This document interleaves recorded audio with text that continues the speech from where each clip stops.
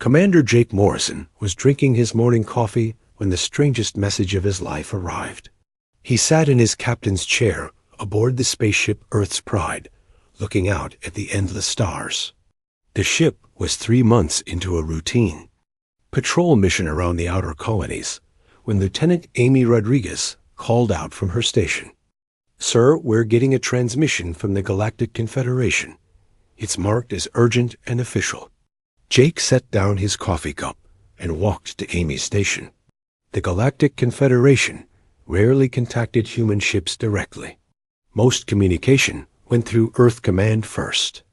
Amy's fingers moved quickly over her control panel as she worked to decode the alien message. "What does it say?" Jake asked. Amy's face showed confusion as she read the translated text. "Sir, it says that Earth has been nominated for an award. Something called the Most Frightening Planet Award." Jake stared at the screen. "That can't be right. Run the translation again." Amy checked her work twice before shaking her head. "No, sir, that's what it says. Earth has been nominated for the Most Frightening Planet Award in the annual galactic census. We're invited to send representatives to the award ceremony." The other crew members on the bridge had stopped their work to listen. "Navigation officer." Ben Carter laughed from his station. "Most frightening? Have they seen the acid storms on Zarian Prime? Or the flesh-eating plants on Vergania?" Jake felt equally confused. Earth seemed like one of the safer planets in known space. Sure, there were some dangerous animals and occasional natural disasters, but nothing compared to the horror stories he'd heard about other worlds. He had visited planets where the very air could kill you, where the ground itself was alive and hungry. "Amy, send a message to Earth Command. Tell them we need to speak with Admiral Collins immediately." Jake ordered. It took 2 hours for the secure connection to reach Earth. Admiral Peter Collins appeared on the main screen, his gray hair and serious expression familiar to Jake from many previous missions. The Admiral's face showed the same confusion that Jake felt. "Jake, I've been expecting your call. We received the same message here on Earth about an hour ago. The whole command staff is trying to figure out what this means. Admiral, do we have any idea why Earth would be considered frightening? I mean, compared to other worlds out there, we're pretty peaceful." Admiral Collins nodded slowly. "That's what we thought too. But I've been reading the nomination file they sent us. Apparently, a survey team visited Earth about 6 months ago. They were doing some kind of galactic census, documenting different worlds and their inhabitants. Jake remembered hearing about alien visitors, but it had seemed routine at the time. What did they find that was so frightening? The Admiral's expression grew more serious. According to their report, they observed several things that deeply disturbed them. They watched humans swimming with sharks for fun. They saw people chasing tornadoes in vehicles. They documented humans eating spicy food that causes pain and drinking alcohol that they knew was poisonous. Ben Carter turned in his chair. "But, Admiral, those are just normal human activities. People have been doing those things for thousands of years." "That's exactly the problem, Ben. What's normal for us appears to be terrifying for them." The survey team couldn't understand why humans would voluntarily put themselves in danger. Jake sat back in his chair, trying to process this information. "So they think we're all crazy?" "Worse than that," Admiral Collins replied. "They think we're a species with a death wish. But they're also amazed that we survive all these dangerous activities. They've classified us as the most resilient species they've ever encountered." Lieutenant Rodriguez looked up from her station. "Sir, there's more to the message. It says Earth is the leading candidate to win the award. Apparently, no other planet has ever had inhabitants who actively seek out danger for entertainment." The bridge fell silent for a moment. Jake thought about all the things humans did that might seem strange to aliens. Rock climbing, where people climbed dangerous mountains just to say they did it. Extreme sports, where people jumped out of perfectly good aircraft. Even simple things like keeping large dogs as pets might seem terrifying to creatures from more cautious worlds. Admiral, what do we do about this? Jake asked.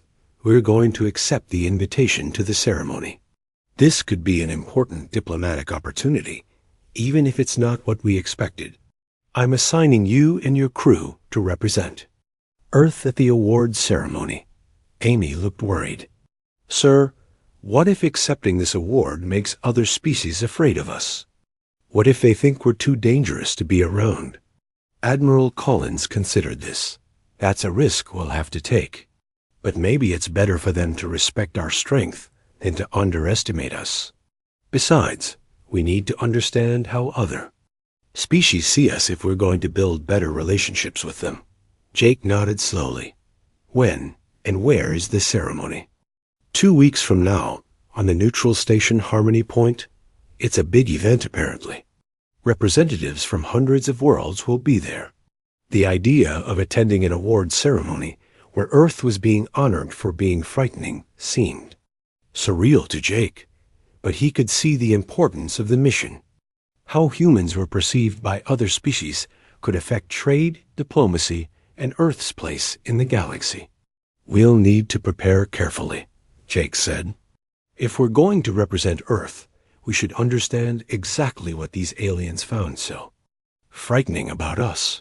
Admiral Collins agreed. I'm sending you all the survey team's files. Study them carefully. And Jake, try to figure out how we can use this situation to Earth's advantage. Being seen as frightening might not be entirely bad if it means other species will respect us. As the transmission ended, Jake looked around at his crew. They were about to attend the strangest diplomatic event in human history. 6 months earlier, the alien survey ship Silent Observer approached Earth's orbit. Survey Chief Scalder had conducted planetary evaluations on over 200 worlds, but something about this blue and green planet made him nervous. His tentacles twitched as he reviewed the initial scans. The atmosphere appears suitable for most galactic species, reported his assistant, Kiktar. Temperature ranges are moderate. Gravity is within acceptable limits. Scalder nodded his bulbous head. Begin surface observations. Focus on the dominant species' behavior patterns. The survey team's first stop was the coast of California, where they observed something that would haunt their dreams for months. Dr. Kate Fisher was conducting her weekly shark research dive. She had been swimming with great whites for 15 years, studying their behavior and migration patterns. From their invisible observation craft, the aliens watched in horror as Kate jumped from her boat into water filled with massive predators. Each shark was over 4 meters long with rows of razor-sharp teeth. To the survey team, it looked like suicide. She's entering the water voluntarily, Kiktar whispered, his voice shaking. The predators are circling her. Scalder S3 eyes widened as Kate swam calmly between the sharks, taking photographs and collecting data. The creatures could easily tear her apart, yet she showed no fear. When one shark approached closely, Kate simply moved aside and continued her work. Record everything, Scalder ordered. The Galactic Council will never believe this without proof. The survey team followed Kate for 2 hours. They watched her swim with creatures that had killed thousands of her own species throughout history. When she finally returned to her boat, she was laughing and excited about the data she had collected. This species appears to have no survival instinct, Kiktar noted in his report. Their next encounter was equally disturbing. In Oklahoma, storm chaser Dan Cooper was preparing for tornado season. The aliens watched from above as Dan loaded his specially equipped vehicle with scientific instruments and cameras. When the first tornado warning came, instead of fleeing like any rational being, Dan drove directly toward the massive storm. The aliens observed a funnel cloud over 1 kilometer wide, capable of destroying entire cities. Winds reached speeds that could tear apart spacecraft. Dan drove his vehicle as close as possible to the tornado, taking measurements and filming this destruction. The survey team's instruments detected wind speeds that would be considered weapons of mass destruction on most worlds. Yet this human treated it like entertainment. "He's actually enjoying this," Solder muttered, watching Dan's vital signs through their scanners. The human's heart rate was elevated, but from excitement rather than fear. The tornado lifted Dan's vehicle off the ground and threw it 50 meters before setting it down again. Any normal being would have died from terror alone. Dan climbed out of his damaged car, checked his equipment, and immediately began planning his next approach. "They don't just survive impossible dangers," Hiktar observed. "They seek them out." The survey team's confusion deepened when they visited a construction site in New York City. Worker Mike Johnson was installing steel beams 800 meters above the ground. He walked across narrow beams with only a thin safety harness, as comfortable as if he were on solid ground. The aliens watched dozens of humans working at heights that would paralyze most galactic species with fear. They carried heavy equipment, operated dangerous machinery, and moved with casual confidence despite being one mistake away from death. How has this species survived? Solder wondered aloud. Their cultural studies became even more disturbing. The survey team observed humans consuming capsaicin, a chemical that triggered severe pain responses. They watched people in restaurants deliberately eating food that made them sweat, cry, and gasp for air. The humans called this enjoyable. At a bar in Texas, the aliens documented humans consuming ethanol in large quantities.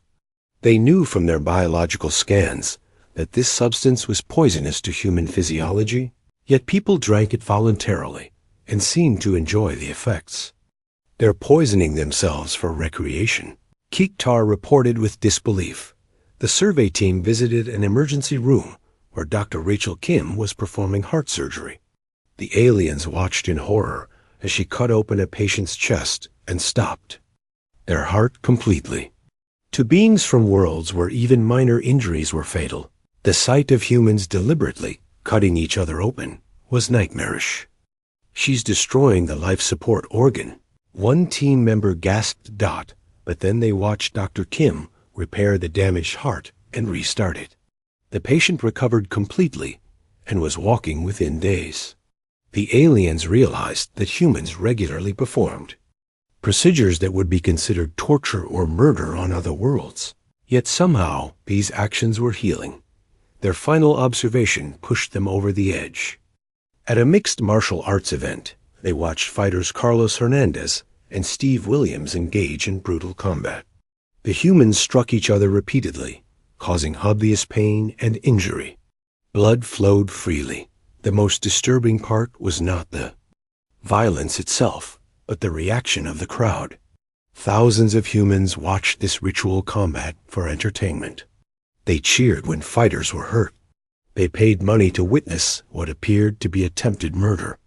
"This entire species is insane," Solder concluded as he prepared his final report.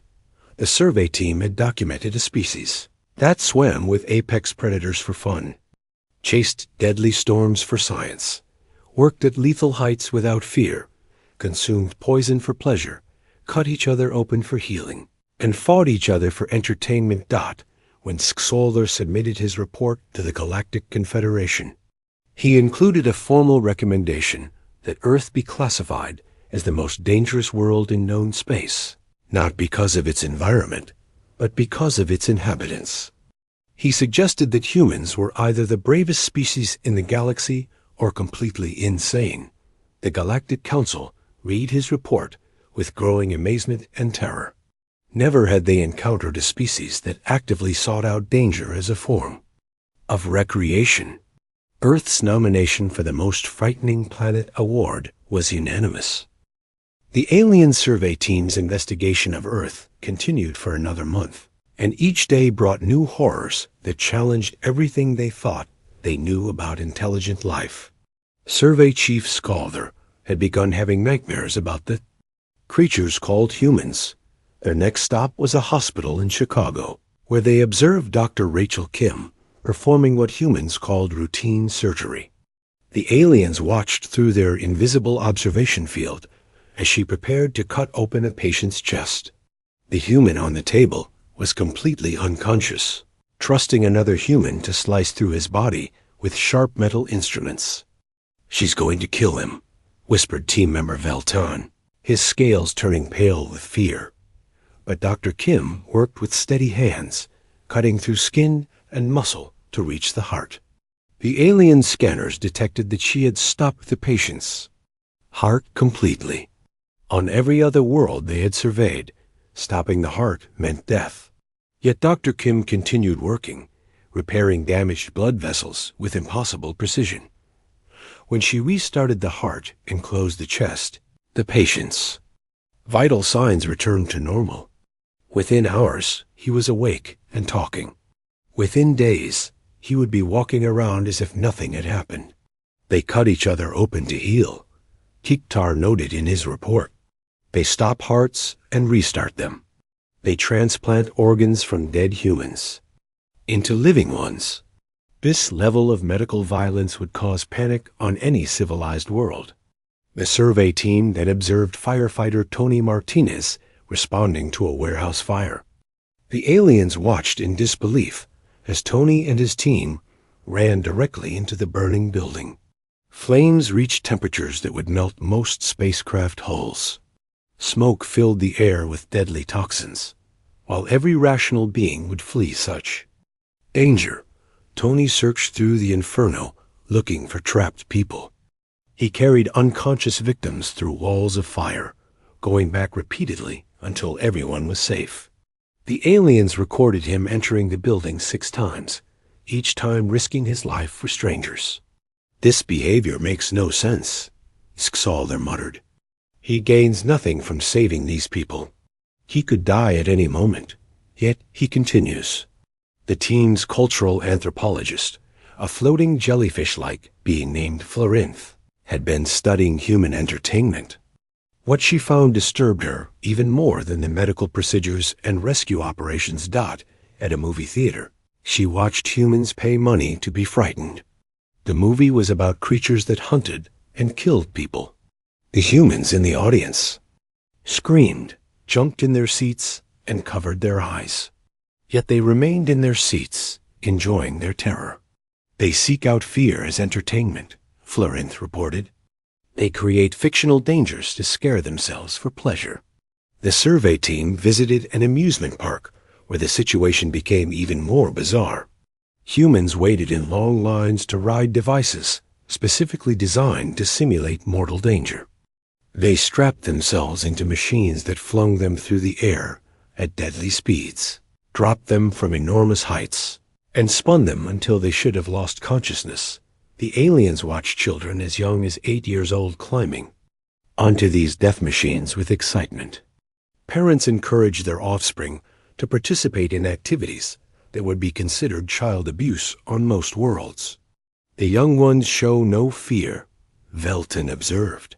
"They're trained from birth to ignore danger." Dr. Helen Clark, an anthropologist at the University of California, became aware of the alien observers when her instruments detected unusual energy readings. She had spent her career studying human behavior and was fascinated by the possibility of explaining humanity to alien visitors. When she managed to make contact with the survey team, she tried to help them understand what they were seeing. But the conversation only made things worse. "You must understand," Dr. Clark explained through a translation device. "Humans don't seek danger because we want to die. We do it because we want to live fully. We push ourselves to become stronger, braver, more capable." Sksalder's tentacles writhed with confusion. "But why would you choose to experience pain and fear? Why not live safely and comfortably?" "Because safety alone isn't living," Dr. Clark replied. "When we face challenges, we grow. When we overcome fears, we become more than we were before. A danger makes us stronger. The aliens found this explanation terrifying. Most galactic species had evolved to avoid risk at all costs. They built safe, comfortable societies where nothing dangerous ever happened. The idea of deliberately seeking out challenges was completely foreign to them. The survey team attended a mixed martial arts event where fighters Carlos Hernandez and Steve Williams battled in a steel cage. The humans struck each other with devastating force, causing injuries that would hospitalize most alien species. Blood flowed freely as thousands of spectators cheered, but what disturbed the aliens most was the respect the fighters showed each other. After 30 minutes of brutal combat, Carlos and Steve embraced like brothers. They had tried to hurt each other, yet they held no hatred. It was simply a test of skills and courage. They fight without malice, Kiktar noted. They cause pain but feel no anger. This is beyond our understanding. The team observed extreme sports enthusiasts jumping from aircraft, climbing impossible rock faces, and surfing waves that could crush buildings. They watched humans swim in Arctic waters that would freeze most beings solid. They documented people who ran marathons through deserts that would kill visitors from other worlds. Every activity the aliens observed reinforced their conclusion that humans were either the most courageous species in the galaxy or completely insane. They noted that humans seemed to require danger and challenge to be happy. Comfortable, safe humans became restless and sought out new risks. The final entry in Scalver's report read, "A species called humans appears to be addicted to danger. They have evolved to not just survive hostile conditions, but to seek them out for recreation. They perform medical procedures that would be considered torture on other worlds. They rescue strangers at great personal risk. They create entertainment based on fear and simulated death.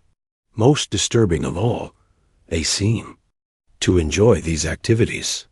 We recommend that Earth be classified as the most frightening planet in known space, not due to environmental hazards, but because its inhabitants actively embrace danger as a way of life."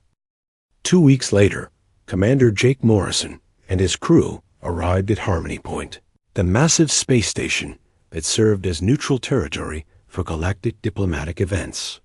The station was enormous, built to accommodate thousands of different alien species with varying environmental needs.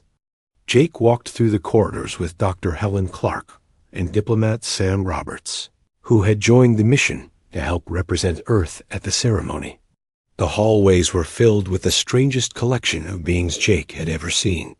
Some floated in bubbles of liquid, others skittered on dozens of legs, and a few were just glowing energy forms that communicated through light patterns. "I still can't believe we're here for a fear award," Sam muttered as they passed a group of crystalline beings who seemed to shiver. When they saw the humans approaching, Dr. Clark noticed their reaction too. "Look how they respond to us. They're actually afraid just seeing us walk by." The human delegation found their assigned quarters in the station's diplomatic section. The rooms were designed for beings much smaller than humans, forcing them to duck through doorways and sleep on beds that were too short. It seemed the station builders had not expected such large, robust beings to attend. The next morning brought the pre-ceremony reception, where representatives from all nominated worlds could meet and socialize. Jake entered the main hall and immediately felt like he was in an alien zoo. Hundreds of different species filled the enormous room, but they all seemed to avoid the area where the humans stood. A floating jellyfish creature approached them cautiously. It introduced itself as Ambassador Quellen from the waterworld of Aquatica Prime. "You are the humans from Earth?" it asked in a bubbling voice. "Yes, we are," Jake replied. "Nice to meet you." Quellen's tentacles quivered. "We have heard stories about your world. Is it true that you swim with the killing fish called sharks?" Dr. Clark smiled. "Some of us do. It's quite safe if you know what you're doing." The ambassador's entire body turned pale. Safe? The reports say these creatures can bite through metal. Well, yes, but they rarely attack humans. Shark attacks are very uncommon, Sam explained. Quillen floated backward rapidly. Rarely means sometimes. You risk death for no reason. The ambassador quickly swam away through the air to join a group of equally nervous-looking creatures. The humans were approached next by a tall, thin being with 6 arms and skin like tree bark. It identified itself as Scholar Travanis from the forest world of Verdonia.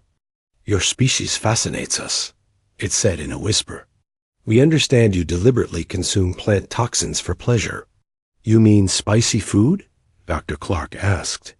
Yes, many humans enjoy the sensation. Travanis's bark-like skin turned several shades darker.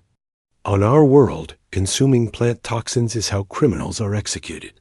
The pain is considered unbearable.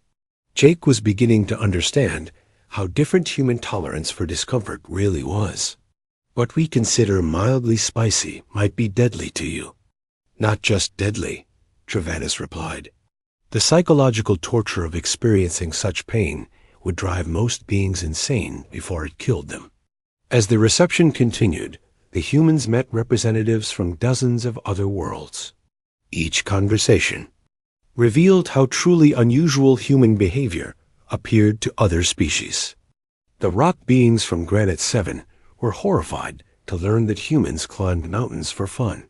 The flying creatures from Wind's Edge couldn't understand why humans jumped from aircraft when they had no natural ability to fly. A small, furry being named Piptar from the peaceful world of Meadowlands seemed particularly disturbed. We heard that your young are taught to fight from an early age, it squeaked. You mean sports? Sam asked. Well, many children play competitive games, but the reports mention organized violence between children, with adults watching and encouraging them. Dr. Clark realized what the alien meant. You're talking about youth boxing or wrestling matches. These are sports with safety rules and protective equipment. Piptar's fur stood on end. Children, fighting, for entertainment. The creature fainted and had to be carried away by medical staff. The ceremony itself took place in the station's largest auditorium. Jake and his companions took their seats in a section marked for Earth's delegation. The auditorium held over 10,000 beings, making it the largest gathering in galactic history. The presenter was Charlene, a being made of living crystal who could change her appearance at will. She sparkled like a diamond as she addressed the crowd through universal translators. Welcome to the annual Galactic Census Awards, Charlene announced. Today, we honor the most remarkable discoveries made by our survey teams across the galaxy. The ceremony included several categories. The Most Beautiful World Award went to Aurora Prime, where the entire planet glowed with natural light. The Most Technologically Advanced Award went to Circuit World, where artificial intelligence had merged with biological life. Finally, Charlene reached the category everyone was waiting for. The Most Frightening Planet Award recognizes a world so dangerous and terrifying that it challenges our understanding of how life can exist. The nominees were announced one by one. Typhon 7 was nominated for its methane storms that lasted for decades and could be seen from space. The audience shuddered at the footage of winds that could tear apart moons. Crimson Reach was nominated for its endless wars between mechanical beings and organic creatures. The battlefield footage showed destruction that had lasted for thousands of years, with weapons that could crack continents. Nightmare Valley was nominated for its ecosystem of predators, where every plant and animal existed only to hunt and kill other species. The survey footage showed creatures so terrifying that several audience members had to leave the auditorium. Then came Earth's nomination. The presentation screen showed footage from the alien survey team's visit. The audience watched humans swimming, with sharks chasing tornadoes, eating food that caused visible pain, performing surgery, fighting fires, and engaging in combat sports. The auditorium fell completely silent. 10,000 alien beings stared in amazement and horror at creatures who voluntarily put themselves in mortal danger for recreation, education, healing, and entertainment. When the footage ended, Charlene's crystal form flickered with uncertainty. The survey team reported that Earth's inhabitants, called humans, are the only known species that actively seeks out danger for personal growth and enjoyment. The vote wasn't even close. Earth won the Most Frightening Planet award by the largest margin in the ceremony's history. Jake walked to the stage to accept the award, a crystal sculpture that somehow felt warm to the touch despite being made of space-age materials. Standing before 10,000 terrified aliens, Jake realized that humanity had just been officially declared the scariest species in the known galaxy. Jake Morrison stood on the stage, holding the crystal award, looking out at 10,000 alien faces filled with fear and fascination. The auditorium was so quiet he could hear his own heartbeat. He had prepared a speech, but facing this crowd of terrified beings made him realize he needed to say something different. "Thank you for this unexpected honor," Jake began, his voice carrying through the universal translators to every corner of the auditorium. "When we first learned about this nomination, we were confused. We couldn't understand how Earth could be considered frightening." A ripple of nervous movement went through the crowd. Several small creatures huddled closer together. "But after meeting many of you and hearing your concerns, we're beginning to understand how different we really are," Jake continued. "What seems normal to us appears dangerous to you. What we call fun, you call terrifying." Dr. Helen Clark joined Jake on the stage. "We want you to know that humans don't seek danger because we want to hurt ourselves or others. We do these things because facing challenges makes us stronger. When we overcome something difficult or scary, we grow as individuals." Ambassador Sam Roberts stepped forward to address the crowd. "We invite you to learn more about humanity. Yes, we may seem frightening, but we're also the species that runs into burning buildings to save strangers. We're the ones who will swim through dangerous waters to rescue someone in trouble. Our willingness to face danger isn't just about seeking thrills. It's about helping others and protecting what we care about." The audience remained silent, but Jake noticed that some aliens had stopped cowering and were listening with curiosity instead of pure fear. The journey back to Earth took 3 weeks, and news of the award had spread throughout human space. When Jake's ship docked at Earth Station, reporters were waiting. The story had captured everyone's attention. "Commander Morrison, how does it feel to represent the most frightening planet in the galaxy?" asked reporter Linda Chung. Jake smiled. "At first, we were embarrassed, but now we realize this recognition could be an opportunity. If other species respect our strength, maybe they'll also value our friendship." Back on Earth, the reaction was mixed. Some people were offended by being called frightening. Others worried that the award would make aliens afraid to trade with Earth or visit human worlds. But gradually, a different perspective began to emerge. Adventure tourism companies saw an opportunity. Within months, carefully controlled programs were set up to allow brave aliens to experience mild versions of human activities.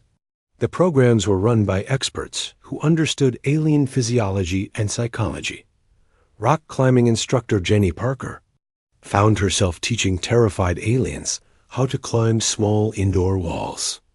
"We start with walls only 2 meters high," she explained to a group of nervous visitors from Gentle Winds, a world where the tallest natural formation was a hill 3 meters high.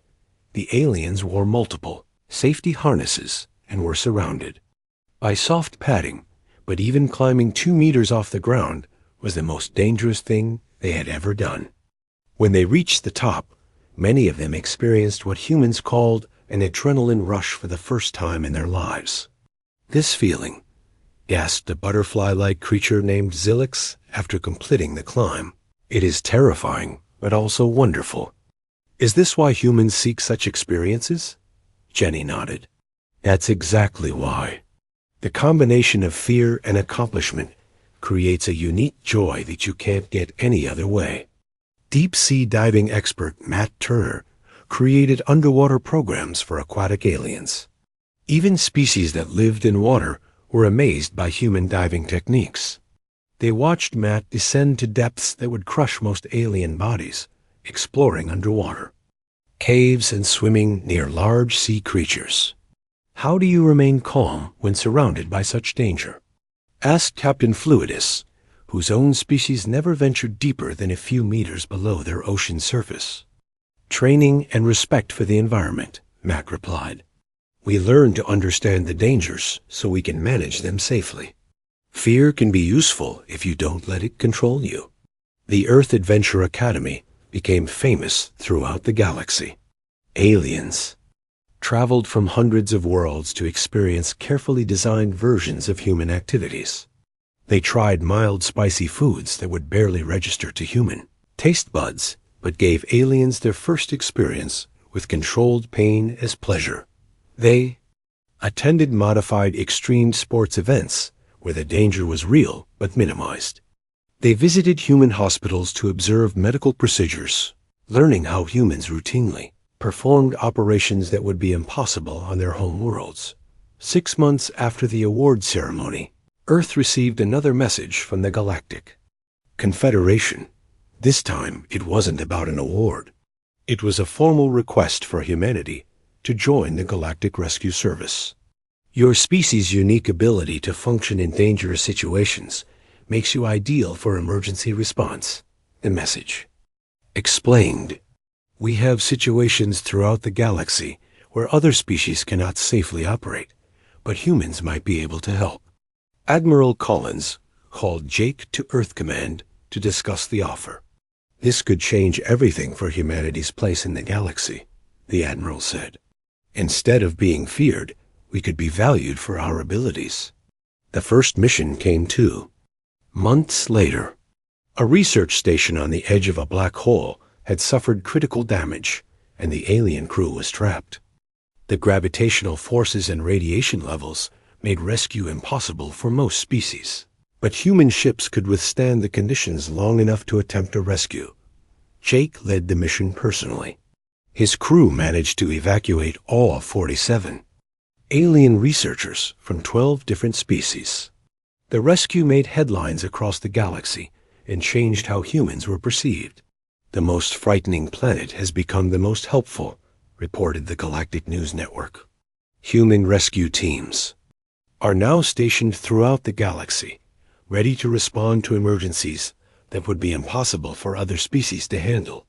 Earth's reputation evolved from frightening to respected.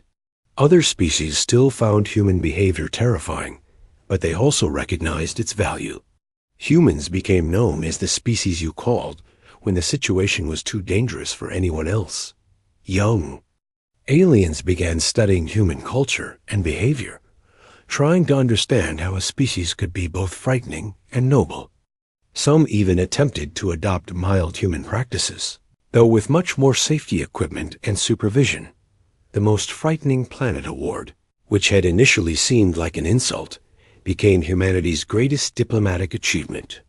It led to Earth being recognized not as a world to be feared, but as a world whose inhabitants were uniquely capable of facing the impossible. Jake kept the Crystal Award on his desk as a reminder that sometimes being different wasn't a weakness, but humanity's greatest strength.